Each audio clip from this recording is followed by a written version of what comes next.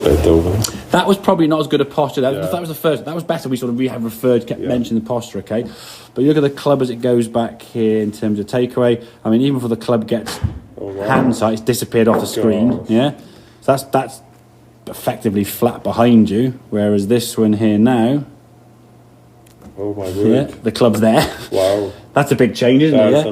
Now, change. As you get the club sort of up here, the hands are way behind me, and your elbows kind of pulling, and that's not going to do some good on your right shoulder anyway. That's possibly where that's coming in, okay? Yeah. And then you get up here now, the club, is it over the top here? I mean, across the line. Yeah, across the line. God. You look at this one here now, hands are more in line with your chest. There's your backswing. I mean, that to me actually looks a reasonable position. The club now looks more down the line in terms of target. Now, because the club's gone so far over the top, if you were to come back on that line in here, I mean, you'd be hitting the ground somewhere here. Yeah. So you kind of have to go over the top. Yes. You will do occasionally when you don't come back over the top enough, but you have to then sort of redirect this golf club back in the golf ball here now and again. Sometimes when you time it well, it works all right. But because you've done it this way and sort of hanging back, when you get to about here, this is where your club was bottoming out. And the club face now is starting to close and effectively overtake the hands, which gives you that shot. So the ball starts roughly towards the white line, hits the screen there now, and then just starts drawing and turning further left in the air. Whereas these ones here now, as you come back down, there's going to be a bit over the top because that's going to be in there. No, I wouldn't worry about that. What I would say, we'll look at this probably more in the next thing. What we'd actually look at more so is what the club is doing, how the club goes. If the club works back this way, sticking nearer the wall, the elbow will do what it needs to do. Okay. If you try and drag the elbow, and you can still drag the elbow in here, but still come over the top. So I think the elbow is more of a... Leave it do what it does. Yeah, the elbow is more kind of reactionary to what the club head's doing rather than the other way around. But that's not...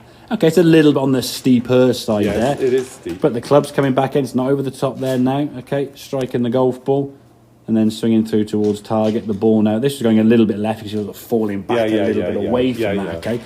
But like I could see the difference. Getting that club up in the top of the backswing there. So if we get that club working up here, it shortens your backswing without ever saying once to you, Paul, make your swing shorter. Which I know. You've also had an overswing, So that club's in a good spot there compared to, say, where that club was there.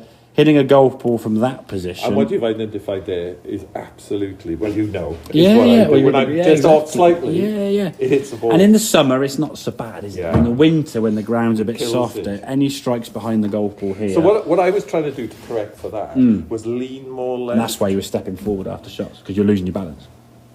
Yeah. So when you'd actually get a reasonable strike, you would actually be stepping off the mat going forward, which is what we said about losing balance on a flat lie. That's great on a flat lie. I too much weight on my left move too far. Yeah, exactly. Yeah, because you're moving left more than you need to. Torso. Yeah.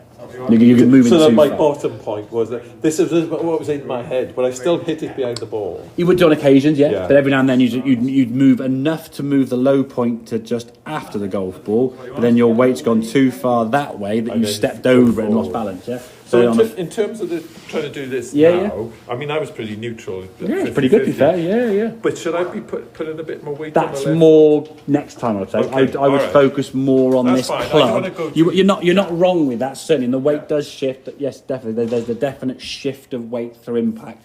But the moment now, I think the constant. Get the back swing. Because if you get the backswing, if you start shifting your weight with the club in your old swing on this left-hand side, no. Well, everything you said is borne out by the evidence.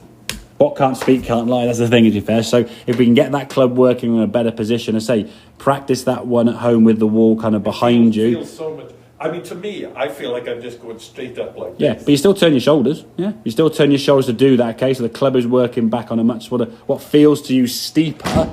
Yeah. Okay, the one thing I think sometimes you do, you get a little bit close to the ball when you have to readjust. The body. You're just how you're stood to the ball. I was just you sometimes get a little bit close to it. Yeah, just shuffling back again. We don't shuffle back too far, but a little bit more lean over that ball from a slightly further back from the ball position. So, but otherwise, mate, really good. Posture's great. That feels a lot. That was solid, wasn't it? Yeah. And distance-wise is showing that, because that's up to 152, 53, 54. So, yeah, very good, Paul.